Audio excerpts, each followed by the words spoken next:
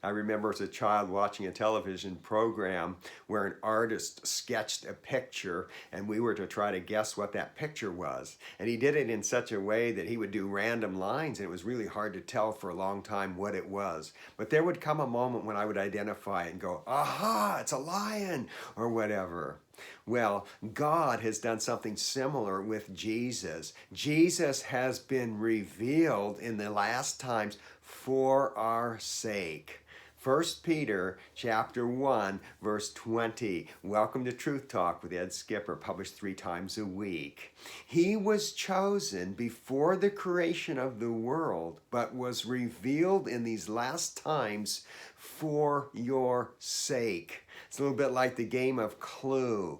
You know that the person who committed the crime and the weapon they used and the room that they did it in are set aside ahead of time, and it's not revealed until the very end of the game that it was Colonel Mustard in the library with the wrench or whatever. So it is with God, who has revealed Jesus for our sake. We are privileged. We are recipients of redemption. What a blessing, and it ought to motivate us to serve him wholeheartedly. Listen to verse 21 of 1 Peter chapter 1. Through him you believe in God, who raised him from the dead and glorified him, and so your faith and hope are in God. You see, you can't believe in God the Father and reject the Son whom he sent. That would be a little bit like receiving an invitation to a wedding and saying, hey, I like you and want to attend your wedding, but I don't like your fiance and don't want to attend his wedding. Well, it's a package deal. You get one with the other. Listen again now to verse 21. Through him, Jesus, through him you believe in God, who raised him from the dead and glorified him, and so your faith and hope are in God. When I was in college, my friend and I decided or talked about, toyed with the idea of inventing a religion.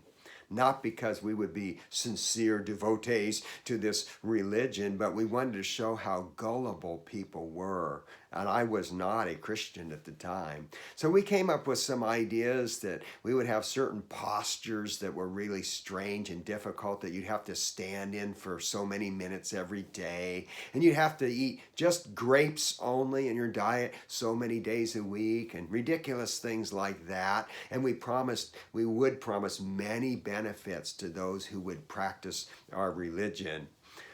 Well, that, of course, would lack credibility. But Jesus doesn't lack credibility because he has risen from the dead. Tolstoy, the Russian novelist, was asked by someone how they could start a religion. And he said, we need to be alive, be crucified, and then rise from the dead. Good luck with that. Well, Jesus' resurrection and glorification is the stamp of approval of God the Father on Jesus. And guess what?